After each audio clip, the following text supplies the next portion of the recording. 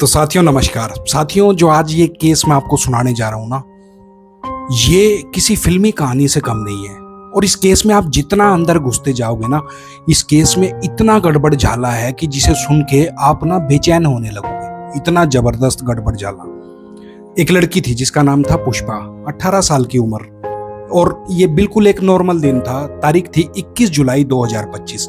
वो अपने घर से निकलती है कॉलेज में एडमिशन लेने के लिए। कॉलेज का फॉर्म लेती है, भर्ती है कॉलेज में एडमिशन के लिए, वो उसको जमा करा देती है। उसके सपने थे कि वो भी एक बड़ी लड़की बने और देश के लिए कुछ आगे करके दिखाए।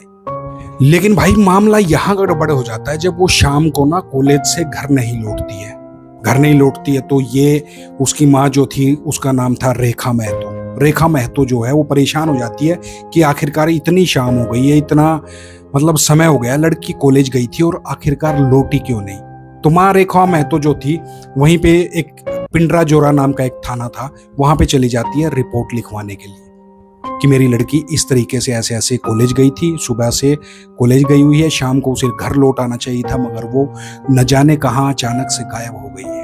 और साथ ही साथ मदर ने बताया कि ना तो उसका फोन लग रहा है, ना ही कॉन्टैक्ट हो पा रहा है, उससे कोई कॉन्टैक्ट हो पा रहा है, फोन भी उसका स्विच ऑफ आ रहा है और मुझे कुछ गड़बड़ लगती है, ऐसा उसने पुलिस वाले को बताया। लेकिन पुलिस वाले ने क्या किया, पुलिस वाले ने उसकी मदर को सिर्फ एक सीधी सी लाइन बोली कि जाओ, हम अपने आप ढूंढ लेंगे। ना तो उस पर कोई एक्शन लिया पुलिस वाले ने, ना ही कोई ऐसी रिपोर्ट दर्ज करी, कुछ भी नहीं किया, बस एक लाइन बोल दिया। और साथियों सोचो, अगर उस टाइम पुलिस एक्टिव हो जाती ना तो ये कहानी ना वहीं पे खत्म हो जाती, लेकिन नहीं। अगले दिन फिर मदर उसकी थाने में पहुंच जाती है, उससे अगले दिन फिर जाती है और माँ बार बार थाने में जाती रहती है। और ऐसे ही जब मदर को 2-3 दिन जाते हुए हो जाते हैं तो एक दिन वो खुद क्लू देती है उसकी मदर की भैया ऐसा है, हमारे यहाँ पे ना एक लड़का रहा करता था हमारी गली में जिसका नाम था दिनेश महतो। वो भी उसी दिन से गायब है जिस दिन से मेरी बेटी गायब है। पुलिस के पास अब सीधा सीधा सस्पेक्ट था, लेकिन पुलिस क्या कर रही थी, पुलिस कह रही थी कि देख लेंगे, कर लेंगे, जांच करेंगे। तो कहीं 24 तारीख को जाकर पुलिस ने जो है किडनैपिंग की रिपोर्ट लिखी, मतलब 3 दिन के बाद, उसकी मदर के कहने के 3 दिन के बाद। और उसके बाद से फिर से सन्नाटा छा गया। दिन गुजरते गए, कोई खोज खबर नहीं पुलिस ने उस लड़की के लिए, कोई पूछताछ नहीं करी, जैसे कि कुछ हुआ ही ना हो। फिर 11 दिन बाद जब थोड़ा सा पुलिस पे दबाव बढ़ने लगा, तब जाकर पुलिस ने FIR इस खबर की दर्ज करी और उसी दिन दिनेश महतो को थाने में बुला लिया गया। अब यहाँ आप सोच रहे होंगे कि चलो अब तो कुछ होने वाला है, उसको पकड़ लेंगे और उसको जेल डालेंगे। नहीं, यहीं पे सबसे बड़ा ट्विस्ट है। थाने में आने के बाद पुलिस ने जो है दिनेश महतो से पूछताछ करी और फिर सीधा ये बोल दिया कि ठीक है भैया, तुम जाओ, तुमने कुछ भी नहीं किया है। मतलब भाई, जिस पर उस लेडी ने सीधा सीधा शक जताया था, उसे बस यूं ही पूछताछ करके छोड़ दिया और यहीं से जो है सारा गेम है पलट गया। दिनेश को समझ में आ गया था कि ये पुलिस थाने का सिस्टम बहुत ज्यादा कमजोर है और वो ऐसा होने के बाद बार बार थाने के अंदर आने लगा। और उसके मतलब डर की वजह से नहीं, वो सीधा जो था पुलिस वालों से उसने अपनी सेटिंग बना ली थी और पुलिस वालों को थाने में आके लगातार पैसे देने लगा, चाय नाश्ते कराने लगा, फिर शराब भी पिलाने लगा। और सोचो, वही थाना जहां पर उसे थाने वालों ने जेल में डालना चाहिए था, वो वहां पर बैठ कर पुलिस वालों के साथ एक साथ बैठकर दारू पी रहा था। एक तरफ माँ अपनी बेटी के लिए दर दर भटक रही थी और वहीं दूसरी तरफ जो आरोपी था वो पुलिस वालों के साथ बैठ के थाने में पार्टियां कर रहा है। वाह जी वाह। अब सुन के आपको असली झटका लगेगा।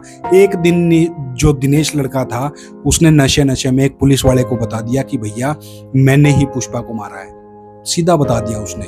और जिस पुलिस वाले को बताया था उसने ये सुनकर लेना तो चाहिए था एक्शन, लेकिन ऐसा पुलिस ने कुछ नहीं किया। उस पुलिस वाले ने पूछा कि भैया तूने मारा कैसे, तो उसने कहा जी मैंने चाकू से मारा है। तो पूछा कि लाश कहाँ है, तो उसने कह दिया कि जी लाश को मैंने झाड़ियों में फेंक दिया है।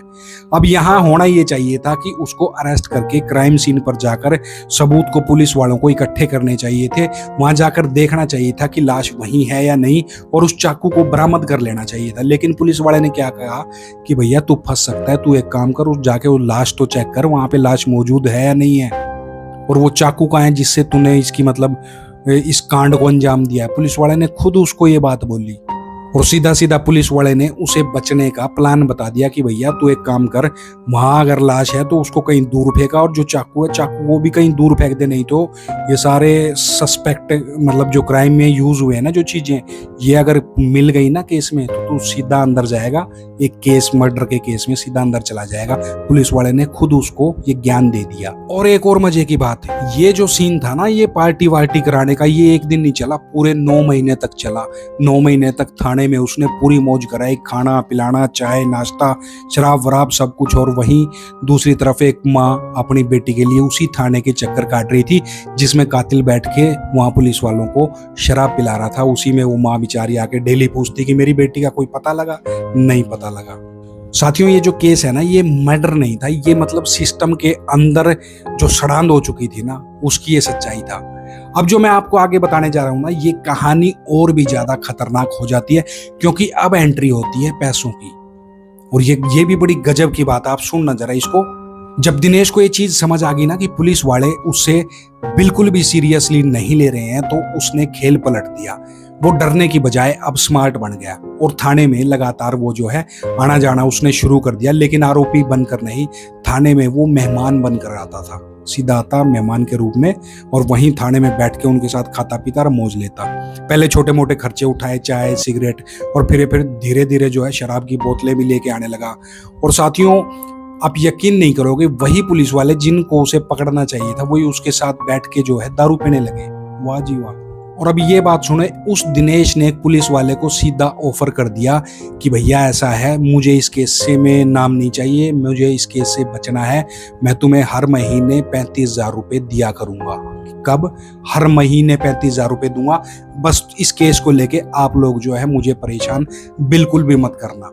यही वो पॉइंट था जहाँ पे आप देख सकते हो कि पूरा थाना जो वो था वहां पे जितने पुलिस वाले थे वो सारे बिक चुके थे। 28 पुलिस वाले, सबको पता था कि लड़का ये जो आता है दिनेश ये शक के घेरे में है, फिर भी कोई उसका कुछ नहीं कर रहा था क्योंकि सबको अपना अपना हिस्सा जो है मिल चुका था और मिल भी रहा था। अब आप खुद देखो, जब सिस्टम में बिक जाए तो इंसाफ आखिरकार आम आदमी को कहां से मिलेगा। और वहीं दूसरी तरफ पुष्पा के जो माँ बाप थे वो हर दिन थाने के चक्कर काट रहे थे। कभी कहते पुलिस वाले की आज जांच चल रही है, कभी कहते कि कल देखेंगे। बस जो है उनके मदर फादर को, माता पिता को झूठे दिलासे दे रहे थे। तो इसी दौरान उसके मदर फादर लड़की के वो जो है एसपी ऑफिस में पहुंच जाते हैं और बड़े अफसरों तक अपनी बात को पहुंचाते हैं। लेकिन हर जगह वही जवाब मिलता है उनके माँ बाप को कि भैया कोशिश कर रहे हैं। लेकिन असलियत ये थी कि कोशिश कुछ नहीं थी, सिर्फ इस केस को कवर अप करने की तैयारी चल रही थी। और वहीं दूसरी तरफ पुलिस वाले उसे ज्ञान दे रहे हैं कि भैया तूने अगर मर्डर किया भी है तो उस लाश को उठा के जो झाड़ियां में फेंका था उसको कहीं दूर फेंका, जाके चेक भी कर ले, चाकू वाकू भी उठा के दूर फेंक दे। दूसरी तरफ ये ज्ञान दे रहे हैं पुलिस वाले, एक तरफ माँ बाप बेचारे लड़की के लिए भटक रहे हैं, दूसरी तरफ पुलिस वाले ज्ञान दे रहे हैं। अब वो ज्ञान मिलने के बाद जो है दिनेश जो है 8-10 दिन बाद उस जगह पे गया और वहां जाके उसने सब कुछ चेक किया और वहां से उसने वही चाकू उठाया और उठा के उसको किसी दूसरी जगह पे फेंक आया। मतलब जो सबूत थे उस कत्ल के वो उसने खुद ही मिटा दिए और पुलिस वाले ही उसको गाइड कर रहे थे। अब यहाँ आता है एक और ट्विस्ट आया था इस कहानी में। अब आप सोचो कि 9 महीने तक वहां पे लाश पड़ी रही, तो ऐसा हो सकता है कि क्या किसी ने देखा भी ना हो? ऐसा तो मुमकिन नहीं है, किसी ने तो देखा होगा। अगर किसी ने देखा भी था तो फिर किसी ने कंप्लेंट क्यों नहीं करी? उसका भी एक बड़ा कारण है, क्योंकि ऐसा ही केस एक बहुत पहले हुआ था, मतलब 1.5-2 साल पहले हुआ था। वहां पे उन्हीं झाड़ियों के पीछे एक और लाश मिली थी, गांव वालों ने देखा था। मगर गांव वालों ने जाके जब पुलिस वालों को बताया तो पुलिस वालों ने गांव वालों को ही परेशान करना शुरू कर दिया। जो भी जाता बताता वो कहते तूने ही मारा है भैया, तुझे कैसे पता लगा? तू क्या करने गया था? तुझे कैसे पता लगा? तूने कब देखा? क्या कर रहा था? कैसे करने गया था? क्या लेने गया था? तो जो है गांव वाले को थाने में बिठा लेते, जो भी ये खबर लेके जाता उसी को बिठा लेते और पूरा दिन बिठाए रखते। तो गांव वालों ने भी अब सोचा कि भैया यहाँ आग लगे, तूफान आए, आंधी आए, हम किसी को नहीं बताएंगे कि भैया यहाँ पे क्या है क्या नहीं है, हमें कोई मतलब नहीं है। इसी वजह से जो है वो लाश पुष्पा की जो झाड़ियों के पीछे इतने दिन तक पड़ी थी उसकी खबर इसीलिए गांव के किसी भी आदमी ने पुलिस थाने में जाकर नहीं दी। ये सबसे बड़ा कारण था। नहीं तो अगर ऐसा पुलिस वाले पहले ना किसी को परेशान करते तो गांव वाले जाके थाने में पहले ही बता देते कि साहब वहां एक लाश पड़ी है और ये केस कब का सुलझ चुका होता। एक तरफ दिनेश जो है आराम से घूम रहा था और वहीं परिवार जो था उसका, लड़की का, पुष्पा महतो का परिवार, वो डेली मर रहा था, तिल तिल के मर रहा था, क्योंकि बेटी मिल नहीं रही थी, पुलिस वाले कुछ कर नहीं रहे थे। अब साथियों यहीं पर एंट्री होती है कोर्ट की, और ये भी जो है बड़ा सुनने वाली बात है। कोर्ट क्या करता है, कोर्ट का भी सुनने का बहुत सुनना चाहिए आपको। जब थाने से उसके माँ बाप को कोई भी किसी तरीके का सहयोग नहीं मिला, तो किसी ने उनके माँ बाप को ये सलाह दी कि भैया यहाँ कुछ नहीं होने वाला है, आप सीधा जाओ कोर्ट, और कोर्ट में जाके आप एफआईआर कराओ, और यहीं से गेम चेंज हो गया। मार्च 2026 में मामला पहुंच जाता है हाई कोर्ट। जज जो वहां के थे उन्होंने उस फाइल को देखा और समझ गए कि भैया ये मामला बिल्कुल भी सीधा नहीं है। 9 महीने से लड़की गायब है और पुलिस वालों के पास कोई भी ठोस जवाब नहीं है कि वो उसके मदर फादर को बता सकें कि आपकी लड़की के साथ ऐसा ऐसा हुआ है। फिर इस मामले पर कोर्ट ने जो कहा ना, उसने पूरी पुलिस को ना हिला के रख दिया। पुलिस को कोर्ट ने सीधा साधा कह दिया, भैया 48 घंटे में इस केस को सुलझा के दो, हमें नहीं पता कैसे भी, मगर आप 48 घंटे में इस केस को सुलझा के दो। इससे क्या था, पुलिस मशीनरी को झटका लगा और अचानक से एक्टिविटी पुलिस के उसमें शुरू हो गई। पुरानी एसआईटी जो बनाई थी उसको हटाया गया, नई एसआईटी बनाई गई। 10 अप्रैल को टीम ने इस केस को संभाल लिया, नई टीम ने, और 11 अप्रैल को सीधा दिनेश महतो को उसके घर से उठाया जाता है। और अब आप ये सोचो कि जो आदमी 9 महीने से थाने में बैठ के पार्टियां कर रहा था, उससे अचानक इतनी सख्ती से उठाया गया, कुछ ही घंटों की पूछताछ करी गई, मतलब उसकी एक किस्म से सेवा करी गई बढ़िया लट से। तो उसने अपने साथियों जुर्म जो है वो कबूल लिया, और 9 महीने पहले जो जुर्म कबूल किया था, जो जुर्म उसने किया था, उसको मात्र कुछ सेकंड में ही उसने कबूल लिया। अब पुलिस दिनेश को लेकर जाती है उसी जंगल में जहां पे उसने जिक्र किया था कि लाश मैंने वहां पर फेंकी है। अब वहां जाने के बाद पुलिस को एक कंकाल बरामद होता है।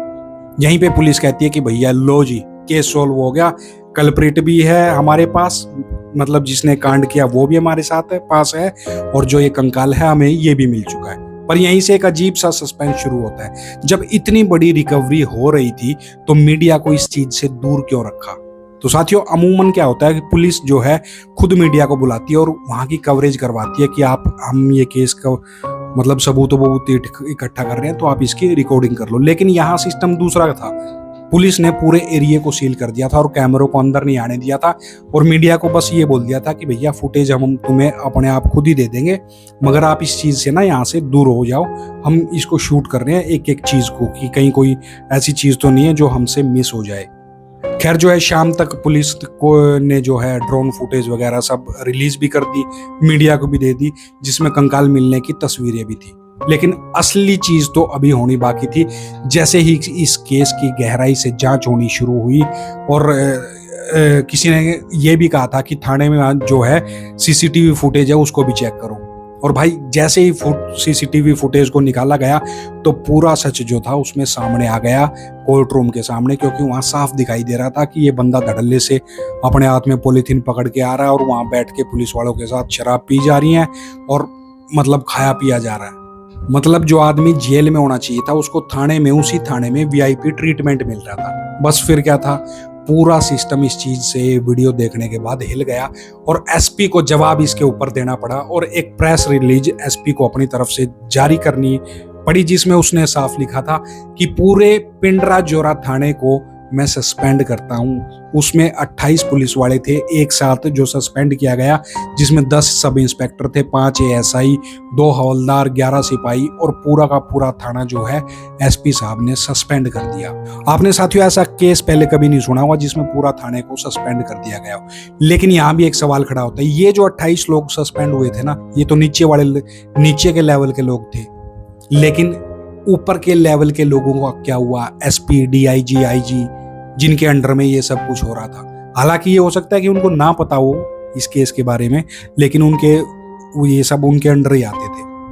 और खेल साथियों अभी बाकी था, क्योंकि भाई कहानी यहीं खत्म नहीं होती, असली ट्विस्ट अभी बाकी है। अब जो मैं आपको बताने जा रहा हूं ना, ये इस पूरी कहानी का सबसे बड़ा ट्विस्ट है। और साथियों अब जो है ना, ये सवाल मर्डर का नहीं था, अब ये सच और झूठ की लड़ाई होगी थी कोर्ट के लिए, सच और झूठ की लड़ाई।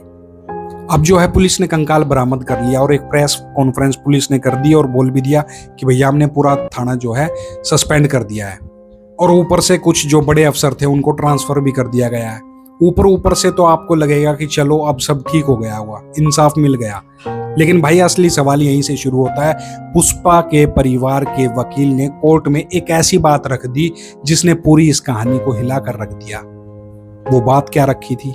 उनके वकील ने सीधा सीधा कहा कि जज साहब, जो कंकाल मिला है ना वहां पे, वो 9 महीने पुराना नहीं लगता, बल्कि वो कंकाल 3-4 साल पुराना लगता है। अब आप खुद ये सोचो, अगर ये बात सच हुई ना तो इसका मतलब क्या निकलेगा? मतलब ये कि पुलिस वालों ने कोर्ट के दबाव में, जल्दबाजी में कहीं ना कहीं से एक आधा कोई को पुराना कंकाल उठाया, वहां पे रखा और ऐसा कर दिया। शायद यही चीज निकल के लोगों के दिमाग में आएगी। और ये कोई छोटा मोटा इल्जाम नहीं था, ये सीधा सीधा जो है सिस्टम पर सवाल खड़े कर रहा था। कोर्ट ने भी इस बात को हल्के में बिल्कुल भी नहीं लिया। उन्होंने तुरंत आदेश दिए कि भैया जो भी ये कंकाल मिला है ना, इसका डीएनए टेस्ट कराना जरूरी है। लेकिन ट्विस्ट यहाँ भी है, कोर्ट ने कहा कि हमें झारखंड पुलिस पे भरोसा नहीं है, इसलिए टेस्ट जो है ना बाहर के राज्य में कराओ। तो पुलिस जो है उस कंकाल का डीएनए लेके और कोलकाता में डीएनए टेस्ट के लिए उसको सैंपल जो डीएनए के भेज देती है कलकत्ते की लैब में। और अब ये जो केस है ना, ये सिर्फ एक ही चीज पे टिक गया है, डीएनए रिपोर्ट पे।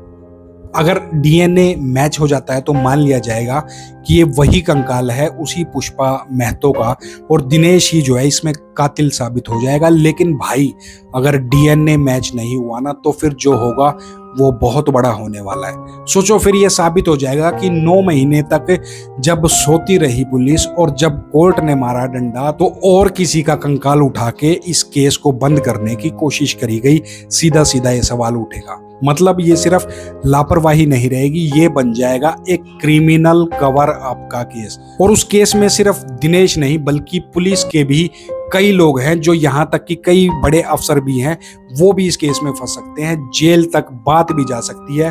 और अब एक और चीज समझो आप, अभी तक जो 28 पुलिस वाले सस्पेंड हुए हैं वो ज्यादातर जो है जूनियर लेवल के हैं। लेकिन अगर डीएनए में गड़बड़ मिली ना तो फिर ये मामला आप समझो कि एसपी, डीआईजी, आईजी सबकी जिम्मेदारी कोर्ट इसमें तय कर सकता है। क्योंकि भाई इतना बड़ा खेल बिना ऊपर वालों की नजर के हो ही नहीं सकता।